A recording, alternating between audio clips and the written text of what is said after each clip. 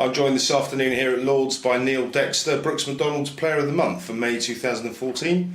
Neil, congratulations, what a month. Yeah, thank you. Obviously quite privileged to be sitting here receiving that award, and I think Toby Rowley-Jones might have been very close to get it, and see, part of me, I'm excited, and as I said, Toby has had an extremely good month, so to be sitting here with the award obviously means a lot. Well, mate, richly deserved. I think it was a pretty tight call. I mean, Toby, you're right, had a great month. But you yourself, against Lancashire, picked up career best bowling figures in our championship game. What was it about the deck? I mean, it looked like a decent batting deck. You went out and batted and got a 50. I think we posted 400 plus in our first innings. What was it about the day that made you come good? Flattest wicket I've ever bowled on. All jokes aside, I think what it did for me was it swung quite a lot that day.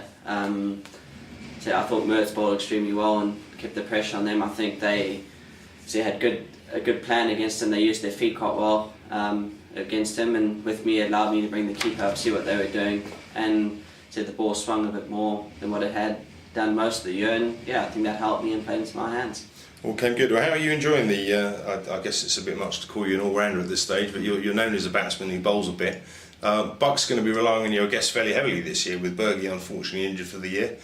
You looked exhausted after the Lancashire game. Is this something you're going to take on pretty easily? No, I was fine. No, I couldn't walk the next day after bowling. I think it was 26 overs in the day. But all jokes aside, I love bowling.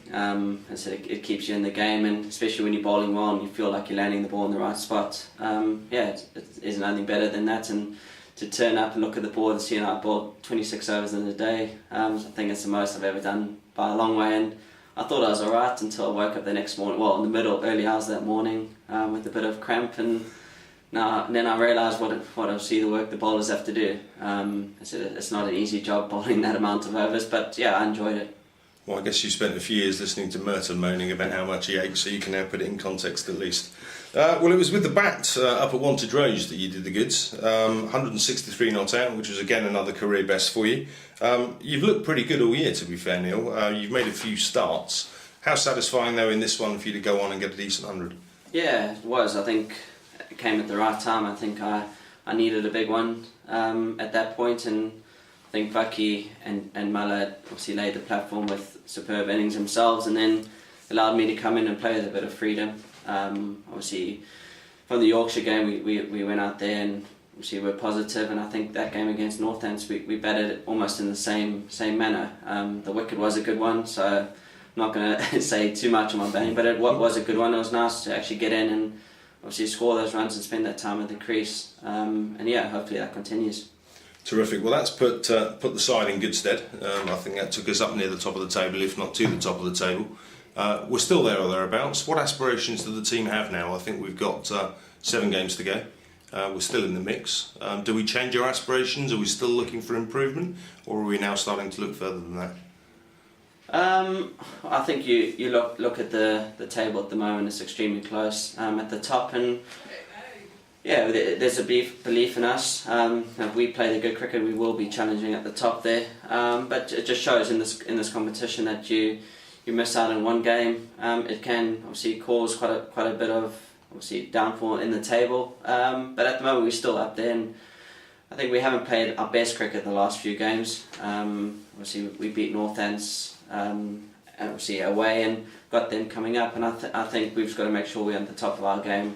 Bowlers are bowling well. I think that we've gone a bit the last few games where the batsmen have done well and the bowlers haven't done as well, as where the bowlers have been obviously our main threat the last couple of years, and you're always bound to have that. But I think once we click again as a bowling unit and as a batting unit, see those games ahead of us will hopefully be wins.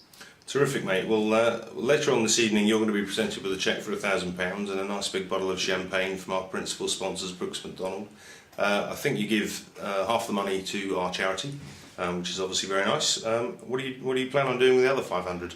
Well, I've got a young daughter now, so hopefully the money goes towards her, not mum buying her own clothes. But no, definitely, she's got a few things to look forward to with her, and obviously got to stop thinking about myself now and thinking what I can wear, and I think this is when the wardrobe starts changing a bit. That's it, life's over. Mate, thank you ever so much for coming in. Appreciate your time, and congratulations again, mate. And at least the little one can't enjoy the champagne. At least you'll be able to have that on your own. Cheers, mate. Thank you.